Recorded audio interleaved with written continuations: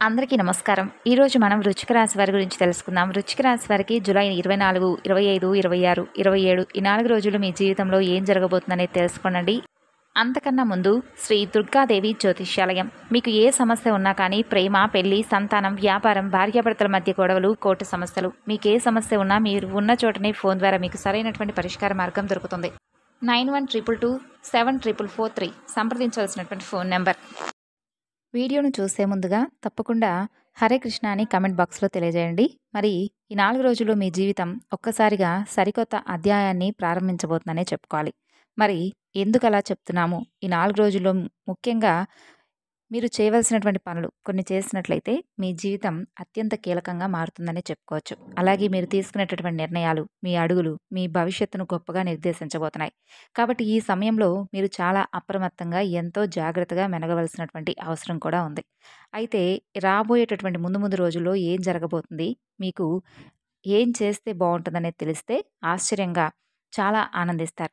మరి మీ జీవితంలో మీరు చూడనటువంటి మార్పులు కూడా అతి త్వరలో రాబోతున్నాయి. ఈ మార్పులు మిమ్మల్ని ఊహించినటువంటి శిఖరాలకు తీసుకువెళ్తాయి. అలాగే ఈ రాశివారు ఏ పరిహారాలు చేయడం వల్ల మీకు ఇంకా మరిన్ని శుభ ఫలితాలు పొందే అవకాశాలున్నాయి అనేది కూడా వీడియో ద్వారా తెలుసుకుందామండి. కాబట్టి వీడియోని స్కిప్ చేయకుండా చూస్తే మీకు అర్థమవుతుంది. మీరు కనుక ఒక్కసారి బాగా మనసు పెట్టి ఆలోచించినట్లయితే మీ ఇంటికి రాత్రి సమయాలలో ఒక దైవం అనేది రహస్యంగా సూక్ష్మ రూపంలో వచ్చి వెళుతుంది అనే విషయాన్ని మీరు తెలుసుకోండి. మరి ఇంతకీ అసలు నిజమేనా? మన ఇంట్లో ఒక దేవత అనేది తిరుగుతుంది, అది నిజమేనా? ఆ దైవం ఎవరు? అసలు ఎన్నో గృహాలు ఉండగా ప్రత్యేకంగా మన ఇంటికే ఆ దైవం ఎందుకు వస్తుంది? ఇవన్నీ కూడా మీరు తెలుసుకోండి. తెలిస్తే ఆశ్చర్యపోవడమే కాదండి, ఇన్నాళ్లుగా ఇంత చిన్న నిజాన్ని తెలుసుకోలేకపోయామే, మా జీవితాన్ని మేము అనవసరమైనటువంటి సమస్యలతో సుడిగుండాల్లోకి నెట్టుకుని వెళ్ళామే అని చెప్పి తీవ్రంగా పశ్చాత్తాపడతారు. మరి ఆ దివ్యశక్తి ఎప్పటి నుండి మీ మీద కరుణా కటాక్ష ప్రసరింపలు చేస్తుందో తెలుసుకోండి. కానీ మీరు తెలుసుకోలేక మీ సమస్యలకు మీరే కారణమవుతూ మానసికంగా చాలా నలిగిపోతూ ఉన్నారని మీరు అర్థం చేసుకోండి. అయితే ఆ నిజమనేది మీకు తెలిసినటువంటి క్షణంలో మీ కళ్ళ నుండి తప్పకుండా కన్నీళ్ళు వస్తాయి. మీరు ఇన్నాళ్లుగా పడినటువంటి ప్రతి కష్టానికి కూడా వేదనకు సరైనటువంటి సమాధానం దొరికినట్లుగా మీకు అనిపిస్తుంది. జీవితంలో కొన్ని అత్యంత కఠినమైనటువంటి సందర్భాల్లో భగవంతుడు అనేవాడు నిజంగా ఉన్నాడా? ఉంటే మాకు అసలు ఈ కష్టాలు ఎందుకు? భగవంతుడు అసలు నిజంగా చూస్తున్నాడా లేదా అనే సందేహం మీకు కలుగుతుంది. నిజంగా మా మీదే ఎందుకు ఇలా పగబట్టాడు అని చెప్పి మీరు భగవంతుని నిందించినటువంటి క్షణాలు కూడా ఎక్కువగా ఉన్నాయి. కానీ మీ ఆవేదనలో మీరు పలికినటువంటి ఆ మాటలు ఎంత పెద్ద పొరపాటో మీకు తప్పకుండా అర్థమవుతుంది. మీరు నిజం తెలుసుకుంటే మీ మోకాళ్ళ మీద వంగి మరి ఆ భగవంతుడికి తప్పకుండా క్షమాపణలు కూడా వేడుకుంటారు. అలాగే జ్యోతిష శాస్త్రంలో కనుక మనం పరిశీలించినట్లయితే ప్రతి రాశికి కూడా ఒక ప్రత్యేకమైనటువంటి స్థానం, ఒక విలువ, ఒక విలక్షణమైనటువంటి స్వభావాలు ఉంటాయి. మరి ఈ రాశికి కూడా చాలా అద్భుతమైనటువంటి ప్రత్యేకమైనటువంటి స్థానం ఉంది. అంటే మిగిలినటువంటి కొన్ని రాశుల కంటే కూడా ఎంతో భిన్నమైనది ఈ రాశి. ఎంతో అంటే భిన్నమైనదంటే వీరిని అర్థం చేసుకోవడం కానీ, లేదంటే వీరి తెలివితేటలు, వీరి జ్ఞానాన్ని ఎవరైనా అర్థం చేసుకోవాలంటే ఒక పెద్ద సవాలనే చెప్పుకోవాలి. ఒక్కసారి అర్థం చేసుకుంటే గొప్ప స్నేహితులుగా వీరు మారిపోతారు. ఇంతకన్నా కూడా మంచి స్నేహితులు, మంచి మనుషులు మిగతా వారికి దొరకరన్నట్లుగా ఉంటారు. కాబట్టి వీరికేంటంటే ఎక్కువగా ధైర్యంతో పాటు ధైర్యం, అలాగే మంచి జ్ఞానం వీరికి సొంతమని చెప్పుకోవచ్చు. అలాగే ఈ రాశి వారి యొక్క ఏంటంటే వీరి స్వభావం ఎలా ఉంటుందంటే అండి, వీరు ఏదైనా కష్టాన్ని అనుభవించినా పర్లేదని అనుకుంటారు. కానీ ఎదుటి వ్యక్తులు మాత్రం కష్టంలో పడకూడదని చెప్పి అనుకుంటూ ఉంటారు. అతి మంచితనం కూడా వీరికి ఎక్కువగా ఉంటుందని చెప్పుకోవచ్చు. అయితే వీరి అతి మంచితనం వల్ల కొంతమంది వీరిని ఆసరాగా తీసుకొని కొన్ని విషయాల్లో ఎక్కువగా మోసపరుస్తూ ఉన్నారు. వీరి మనస్తత్వం చాలా అంటే దృఢంగా ఉన్నప్పటికీ, మంచి ఆలోచనలు చేస్తున్నప్పటికీ, ధర్మ మార్గంలో నడుచుకుంటున్నప్పటికీ, కొంతమంది వ్యక్తులేంటంటే వీరిని ఆసరాగా చేసుకొని, వీరిని అనవసరంగా ఏదో ఒక విషయంలో కదిలిస్తూ, వీరిని ముందుకు వెళ్ళనివ్వకుండా చేస్తున్నారు. వీరు వివాదాలకు చాలా దూరంగా ఉంటారు. కానీ ఎవరైనా వీరిని మోసం చేసినా, కించపరిచినా, లేదంటే వీరి ఆత్మాభిమానాన్ని దెబ్బతీసినా కానీ అస్సలు సహించలేరు. ఎవరైనా అంతే కదండీ! వీరి స్పందన అనేది చాలా తీవ్రంగా ఉంటుంది. అందుకే వీరితో జాగ్రత్తగా ఉండాలని చెప్పి అనుకుంటూ ఉంటారు. అయితే వీరి యొక్క భావోద్వేగాలు కూడా ఎవరికీ అంతు చిక్కనివిగా ఉంటాయి. అంటే పైకి ఎంత కఠినంగా, గంభీరంగా కనిపించినా వీరి లోపల సముద్రం అంత భావోద్వేగాలు దాగుంటాయి. ప్రేమ, ద్వేషం, ఆనందం, బాధ ఇలా ఏదైనా కానీ వీరి నుండి తీవ్రంగా ఉంటుందన్నమాట. ఇక వీరి రహస్య స్వభావం అంటే వీరి మనసులో ఉన్నటువంటి విషయాలను అంత సులభంగా ఎవ్వరితో కూడా చెప్పుకోరు. వీరి జీవితం ఒక తెరిచినటువంటి పుస్తకంలా ఉండదు. వీరి గురించి పూర్తిగా తెలుసుకోవడం దాదాపు చాలా అంటే చాలా అసాధ్యమనే చెప్పుకోవాలి. ఈ కారణంగా వీరిని చాలామంది అపార్థం చేసుకుంటూ ఉంటారు. అలాగే వీరు తమ భావాలను, బలహీనతలను బయటపెడితే ఇతరులు వాటిని అలుసుగా తీసుకుంటారేమోనని చెప్పి భయపడతారు. అందుకే వీరి చుట్టూ ఒక అదృశ్యమైనటువంటి గోడను కట్టుకొని జీవిస్తూ ఉంటారు. కేవలం తాము పూర్తిగా నమ్మిన అతి కొద్ది మందిని మాత్రమే ఆ లోపలికి అనుమతిస్తారనమాట. ఇక వీరికి ఉన్నటువంటి మరొక అద్భుతమైనటువంటి శక్తి ఏంటంటే వాక్చాతుర్యం, అంతర్దృష్టి. ఎదుటివారి మనసులో ఏముందో అనేది నిజం చెప్తున్నారా? లేదంటే వీరు అబద్ధం చెప్తున్నారా? అనేది వీరికి బాగా అర్థమైపోతుంది. ఈజీగా పసిగడతారు. వారి కళ్ళల్లోకి చూసి వారి మాట తీరును బట్టి వారి అసలు ఉద్దేశాన్ని తెలుసుకుంటారు. ఈ శక్తి కారణంగా ఏంటంటే వీరిని మోసం చేయడం అనేది దాదాపు అసాధ్యం. ఎవరైనా వీరి ముందు నాటకాలాడినా, కల్లబుల్లి కబుర్లు చెప్పినా వెంటనే దొరికిపోతారు. అందుకే వీరు నిజాయితీగా ఉండేవారిని మాత్రమే ఇష్టపడతారు. అలాగే నమ్మక ద్రోహాన్ని అస్సలు సహించరు. అత్యంత నమ్మకమైనటువంటి స్నేహితుల కోసం వీరు ప్రాణం ఇవ్వడానికైనా వెనకాడరు. ఇక వీరి స్నేహితులకు కష్టం వస్తే ప్రపంచంతోనైనా పోరాడడానికి సిద్ధంగా ఉంటారు. ఏంటంటే వీరి స్నేహం అద్భుతమైనది, శాశ్వతమైనది. అయితే వీరి స్నేహాన్ని పొందడం కూడా అంత సులభం కాదండి. వీరు ఎవరినైనా కానీ అంటే స్నేహితులుగా చేసుకోవాలన్నా కూడా వారికంటూ ఒక మంచి అంటే స్పెషల్ క్రియేటివిటీని ఒక స్పెషల్ ఐడెంటిటీని చేసుకోవాలనమాట. అలాగే వీరి స్నేహాన్ని పొందడం అనేది అంత సులభం కాదు. కాబట్టి వీరు ఎవరినైనా స్నేహితుడిగా అంగీకరించే ముందు వారిని అన్ని విధాలుగా పరీక్షిస్తారు. వారి నిజాయితీని, నమ్మకాన్ని పూర్తిగా అర్థం చేసుకున్న తర్వాతే వారిని తమ జీవితంలోకి ఆహ్వానిస్తారు. ఇక వీరిని గాయపరిచిన వారిని క్షమించడం అనేది చాలా కష్టం. ఆ గాయం వీరి మనసులో ఎప్పటికీ కూడా ఒక మచ్చలా ఉండిపోతుంది. అందుకే వీరితో శత్రుత్వం పెట్టుకోవడం అంటే నిప్పుతో చెలగాటం ఆడడం అనేది అర్థ అందరికీ కూడా తెలిసిన విషయం కాబట్టి ఎవరు కూడా పెద్దగా వీరి జోలికి రారు. ఇక జీవితంలో ఎదురయ్యే ఎలాంటి సవాళ్ళనైనా ధైర్యంగా వీరు ఎదుర్కొంటారు. ఓటమిని కూడా అంత సులభంగా అంగీకరించరు. ఒకసారి ఓడిపోయినా మరలా రెట్టింపు బలంతో ప్రయత్నించి విజయం సాధించేంత వరకు కూడా విశ్రమించరు.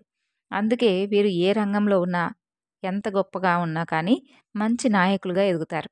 ఇక జీవితంలో వీరు అంకిత భావంతో పనిచేస్తారు. ఏదైనా పనిని మొదలు పెడితే దాన్ని పూర్తి చేసే వరకు విడిచిపెట్టరు. అలాగే వీరి ఏకాగ్రత అమోఘం.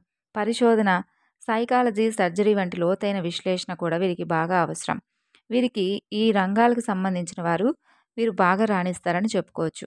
అలాగే వీరికి అధికారం అంటే ఇష్టం. ఇతరుల కింద పనిచేయడం కంటే కూడా వీరు నాయకత్వం వహించడానికి ఇష్టపడతారు.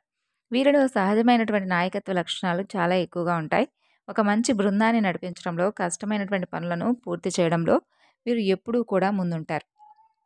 అంతేకాకుండా వీరికి ఇతర సలహాలు వినడానికి కానీ పెద్దగా ఇష్టపడరండి. వీరికి తెలిసిందే సరైనదని చెప్పి ఒక మంచి భావన అనేది వీరికి బలంగా ఉంటుంది. అలాగే వీరు తమ చుట్టూ ఉన్నటువంటి పరిస్థితులను, మనుషులను వీరి అదుపులో ఉంచుకోవడానికి ప్రయత్నిస్తారు. ఇది వీరిలో ఉండేటటువంటి అభద్రతా భావం నుండి వస్తుంది. అలాగే ప్రశాంతంగా ఉంటారు. కొన్ని విషయాల్లో మాత్రం అంటే ధనం విషయంలో వీరు చాలా జాగ్రత్తగా ఉంటారు. భవిష్యత్తు కోసం పొదుపు చేయడంలో, పెట్టుబడులను పెట్టడంలో వీరు ముందుంటారు. అలాగే వీరికి డబ్బంటే కేవలం విలాసమే కాకుండా అది వీరికి ఒక రకమైనటువంటి శక్తిని, భద్రతను ఇస్తుంది అనేలా నమ్ముతారు. పైకి కనిపించే ప్రపంచం వెనుక ఉన్నటువంటి నిజాలను తెలుసుకోవాలనేటటువంటి తపన వీరికి ఎక్కువగా ఉంటుంది. అలాగే వీరి యొక్క సంపూర్ణమైనటువంటి వీరిలో ఉన్నటువంటి సంపూర్ణమైనటువంటి ప్రేమను ఎదుటి వ్యక్తులు కూడా పొందాలని చెప్పి అనుకుంటూ ఉంటారు. ఇక మీ ధర్మానికి కష్టకాలంలో మీ ధర్మానికి ఎప్పుడూ కూడా తోడుగా ఒక భగవంతుడైతే ఉన్నాడు. ఆయన పరమేశ్వరుడు.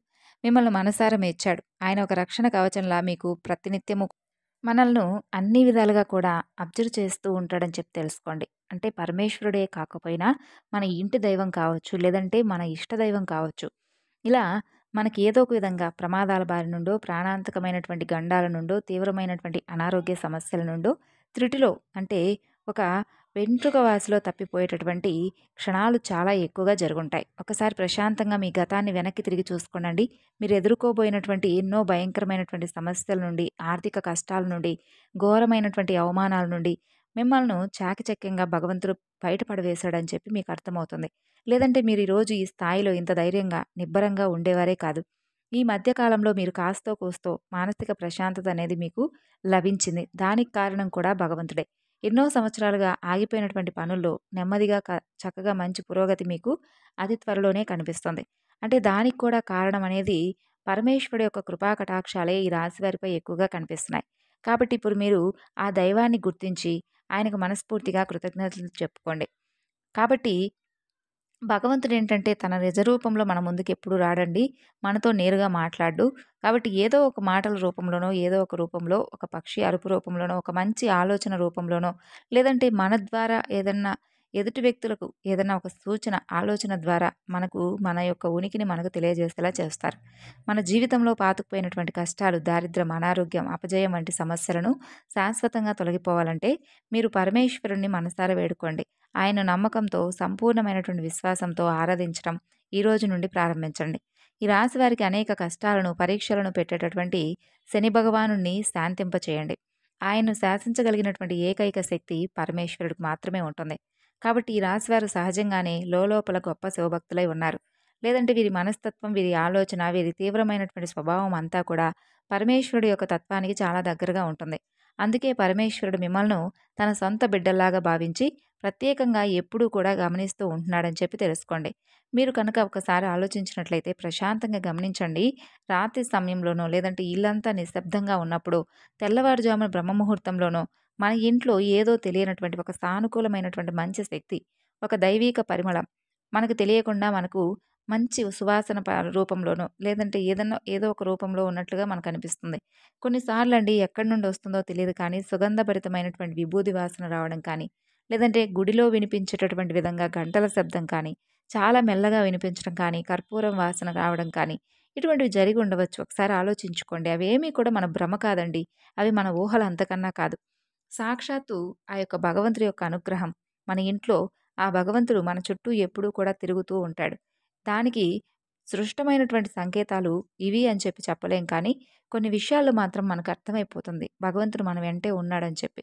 కాబట్టి భగవంతుడు మన నుంచి పెద్ద పెద్ద పూజలను, లక్షలు ఖర్చు పెట్టే యాగాలను, హోమాలను ఏమీ కోరుకోడు. కేవలం మన భక్తిని, మన స్వచ్ఛమైనటువంటి నమ్మకాన్ని, నిర్మలమైనటువంటి మనసును మాత్రమే కోరుకుంటాడు. అయితే మనం చేయవలసింది ప్రతిరోజు ఉదయాన్నే స్నానం చేసి పూజా మందిరంలో ఉన్నటువంటి పరమేశ్వరుడు పటానికి నమస్కరించుకొని ఓం నమః శివాయ అని కనీసం 108 సార్లైనా జపించడం. ఇలా చేయడం వల్ల మన మనసులో ఉన్నటువంటి అనవసరమైన భయాలు, దీర్ఘకాలిక ఆందోళనలు, ప్రతికూల ఆలోచనలు తొలగిపోయి మనకు తెలియకుండానే ఒక మంచి ప్రతికూలమైనటువంటి ఆలోచనలు తొలగిపోయిన తర్వాత అద్భుతమైనటువంటి ఆత్మవిశ్వాసం మనకు కలుగుతాయి. అమావాస్య రోజు, పౌర్ణమి రోజు, లేదంటే ప్రతి సోమవారం రోజు, శనివారం రోజు శివాలయానికి వెళ్ళండి.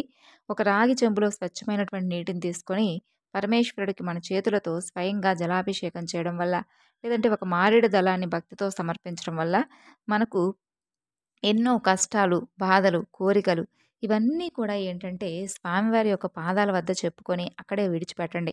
ఖచ్చితంగా భగవంతుడు మన మొర ఆలకిస్తాడు. మనం పడుతున్నటువంటి ప్రతి కష్టాన్ని ఆయన తొలగిస్తాడు. మన జాతకంలో ఉన్నటువంటి గ్రహదోషాలను, చేసిన పాపాలను హరించి సుఖశాంతులను, అష్టైశ్వర్యాలను, ఆరోగ్యాన్ని ప్రసాదిస్తాడు. ఆ పరమేశ్వర అనుగ్రహం మనకు సంపూర్ణంగా లభించిన తర్వాత జీవితంలో ఎలాంటి అద్భుతాలు జరుగుతాయో చూస్తే మీరే ఆశ్చర్యానికి లోనవుతారు. మీ చుట్టూ ఉన్నవారు మిమ్మల్ని చూసి అసూయపడతారు. మీరు ఎంతటి కష్టంలో ఉన్నా, ఎంతటి అగాధమైనటువంటి నిరాశలో ఉన్నా సరే ఒక్క క్షణం కళ్ళు మూసుకొని పరమేశ్వరుని మనస్ఫూర్తిగా శివయ్య నన్ను కాపాడు తండ్రి అని చెప్పి తలుచుకుంటే చాలు. మీకు తెలియకుండా మీలో ఒక మంచి గొప్ప ఆలోచన అనేది బయలుదేరుతుంది. మీ సమస్య నుండి బయటపడేటటువంటి మార్గం మీ కళ్ళ ముందే కనిపిస్తుంది. మీకొచ్చే గొప్ప ఆలోచనలే పరమేశ్వరుడు యొక్క సంకేతాలుగా భావించండి. ఇక మీరు తెలుసుకోవాల్సినటువంటి మరొక ముఖ్యమైనటువంటి విషయాన్ని మీరు గుర్తుంచుకోవాలి. అదే మీ ఇంటి దైవం యొక్క ఆరాధన.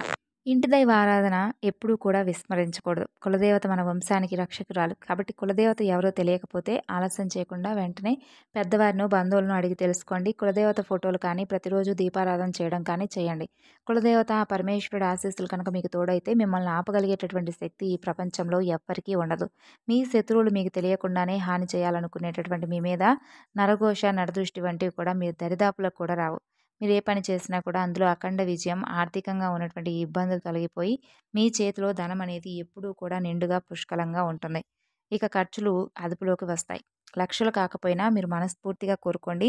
మీరు సంపాదించగలిగినటువంటి శక్తి, మీకు అవసరానికి సరిపడే సామర్థ్యమైనటువంటి శక్తి సామర్థ్యాలతో అద్భుతమైనటువంటి అవకాశాలు మీకు ఒకదాని తర్వాత ఒకటి వస్తూ ఉంటాయి. మరి ఈ విధంగా అయితే చేసుకోనండి. ఇక ఎలాగో అమావాస్య వస్తుంది కాబట్టి అమావాస్యకు చక్కగా మీరు 11 అమావాస్యల చొప్పున ఒక సంకల్పం అనేది చేసుకొని ఖచ్చితంగా మీ కులదేవతకు ఆరాధన మొదలుపెట్టి చూడండి. కులదేవత యొక్క సంపూర్ణ అనుగ్రహం మీకు కలిగిందంటే మీరు అన్ని రకాలైన ఐశ్వర్యాలు, సుఖాలు, సంతోషాలు పొందుతారు. మరి తెలుసుకున్నారు కదండీ! ఇక ఈ 4 రోజుల్లో చూసుకున్నట్లయితే చాలా అనుకూలమైనటువంటి రోజు. ప్రయాణాలు కూడా అద్భుతంగా ఉంటాయి. మీరు అనుకున్నటువంటి ప్రతి పనిలో కూడా మంచి విజయం అయితే చూస్తారు. మరి తెలుసుకున్నారు కదండీ వృశ్చిక రాశి వారు. తిరిగి మరొక చక్కని వీడియోలో కలుసుకుందాం. అంతవరకు నమస్కారం.